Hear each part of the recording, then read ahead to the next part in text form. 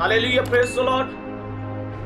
खुदावंद यीशु मसीह नासरी के पाक और खूबसूरत नाम में आप सबों की सलामती चाहता हूँ। खुदावंद आप सबों को बड़ी बरकत दे। खुदावंद आप सबों को अपनी हिफाजत और अपनी पनाह में रखे और खुदावंद आप सबों को कभी तन्हा न छोड़े।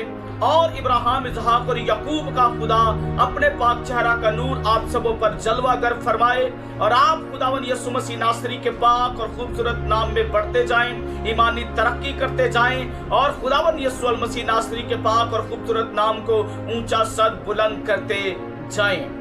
मेरे अजीजों, खुदावंद की शुक्रगुजारी करता हूं कि खुदावंद मौके फराहम करता है, खुदावंद तौफीक बख्शता है कि मैं आप लोगों के साथ खुदावंद के कलाम की मीठी और खूबसूरत और लसानी बातों को शेयर कर सकूं। और मेरा ईमान है कि आज भी जब आप खुदावंद के पाक और खूबसूरत और लसानी कलाम को सुनेंगे तो आप बरकत पाएंगे, ईमान की मजबूती पाएंगे, ईमानी तरक्की पाएंगे और खुदावंद यीशु मसीह नासरी के नाम में बढ़ेंगे। आज हम खुदावंद के कलाम में से यशायाह नबी की बुलाहट के बारे में पढ़ेंगे। यशायाह नबी की बुलाहट के बारे में देखेंगे कि कैसे यशायाह नबी को नबी होने के लिए बुलाया गया। तो मेरे अजीजों, आइए हम कलाम खुदा में आगे बढ़ते हैं। खुदा के कलाम में से हमारे लिए आज की तिलावत यशायाह नबी का सहीफा, उसका 6 बाब पहली आयत से लेकर हम 13 आयत तक हम खुदा के कलाम में से पढ़ेंगे। हवाला एक बार फिर दोहराए देता हूँ। खुदावंद के जिंदा ला तब्दील कलाम में से आज की तलावत यशायाह नबी का सहीफा, उसका 6 बाब पहली आयत से लेकर 13 आयत तक हम खुदा के कलाम में से पढ़ेंगे।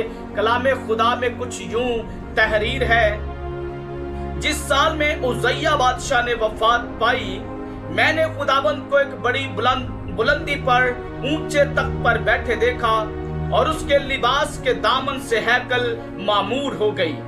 उसके आसपास सराफीन खड़े थे, जिनमें से हर एक के 6 बाजू थे और हर एक 2 से अपना मुंह ढांपे था और 2 से पांव और 2 से उड़ता था। और एक ने दूसरे को पुकारा और कहा, कदूस कदूस कदूस रब्बुल अफ़वाज है, सारी जमीन उसके जलाल से मामूर है।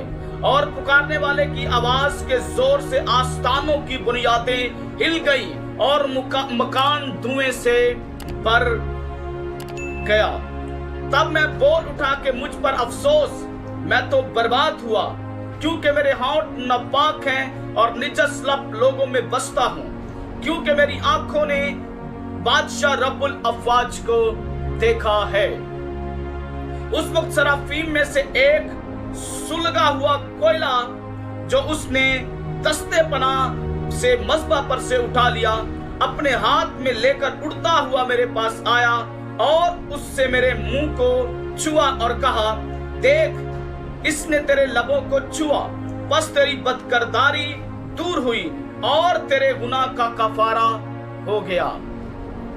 उस वक्त मैंने खुदावंद की आवाज सुनी, जिसने फरमाया, मैं किसको भेजूं और हमारी तरफ से कौन जाएगा? तब मैंने अर्ज की, मैं हाजिर हूं, मुझे भेज।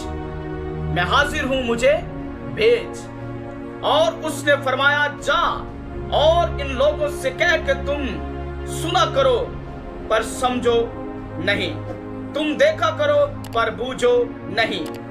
तो इन लोगों के दिलों को चरवा दे और उनके कानों को बारी कर और उनकी आंखें बंद कर दे, ता ना हो कि वो अपनी आंखों से देखें और अपने कानों से सुने और अपने दिलों से समझ लें और बास आए और शिफा पाएं। तब मैंने कहा, ऐ खुदावंद, ये कब तक?